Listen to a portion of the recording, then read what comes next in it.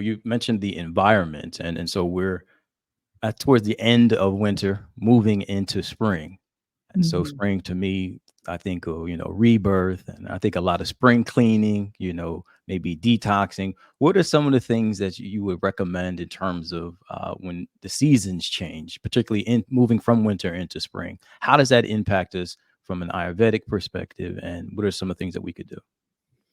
So, this is like great timing because Ayurveda does have seasonal doshas. Mhm. And so we in the winter dosha, remember I said Vata is more of that dry, that cold, Mhm. that air and space element, which is the winter dosha. So we've all been kind of in a period of Vata now, and we're about to enter the rainy season, spring, which is more of that Kapha season. So water and earth are the dominant features coming up. So looking at spring, you want to continue to bring some of warming qualities into your day because both Vata and Kapha have this coldness to their nature. But Okay. you want to think of lighter things. In Okay. the Vata season, right, we wanted to ground. We wanted to feel warm. We wanted Mhm. to bring everything that we could so we could feel safe and protected. Now we're shedding this extra layer and waking up to new life, to spring, to green, to sunny days, to sunny walks. So Mhm. we're looking at now finding ways to bring lightness into our life, but continue to be mindful a little bit of that warmth. And every season is a great time to do a new reset or a seasonal rebirth in Okay. Ayurveda. So right now, great timing. Awesome. Awesome. What does that look like? Is it a dietary change? Is it like getting a massage? Is it throwing out old clothes? Like, what does that look like from a lifestyle perspective? How does it show up? Well, I'd like to keep it simple, right? Let's Mhm. not change our whole life because the more we commit to, the less we're able to really get done. Um, Absolutely. definitely in Ayurveda, we have a few tricks up our sleeve. So Mhm. nutrition is always kind of the first one. And that's where it's the reset it would start. So with that, again, looking at lighter foods. So Okay. shifting from eating these warmer foods that we tend to eat in the winter, like stews and soups and like grains and things that are heavier to a lighter diet. So committing to bringing a little bit of fresh vegetables. Always seasonal eating is what Ayurveda calls. So the spring is time for asparagus, strawberry. So as you going out and shopping for your foods, if Mhm. you're seeing that these vegetables, these fruits are what's seasonal, what's coming out right now, you want to gravitate towards those things. They're automatically going to help you to stay balanced with the doshas.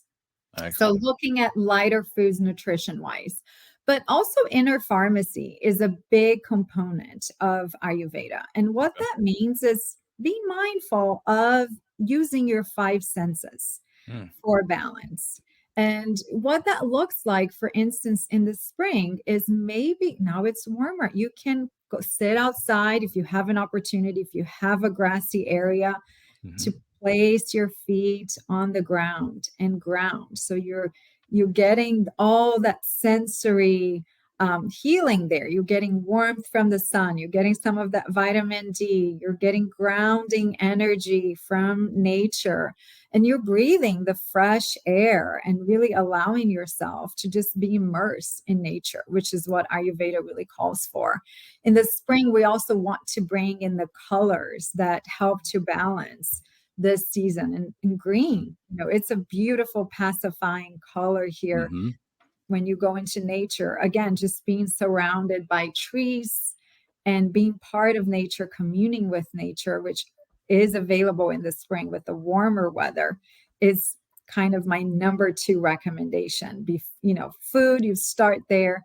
Mhm. And then you just, try as much as you can to do nature. And then my third one, which is Mhm. third, not because it's least important, because it's the always ever present Ayurvedic balancing tool, is doing some type of mindfulness or meditation, Okay. which is, spending your time within yourself, allowing your mental capacity to just be filled with vibrant, beautiful energy. Mm. Mindfulness. That's right up my alley. I love the meditation component. I absolutely love it. And I love the word inner pharmacy. That's the first time I heard that. That's beautiful. That's Yeah. beautiful. You don't Yes, necessarily we have sit. our inner pharmacy. You can use the tools at your hands. You don't have to go out and find anything else besides yourself. Your sense of touch. You can Mhm. self massage. You can find uh, an oil that feels good, that fills your senses.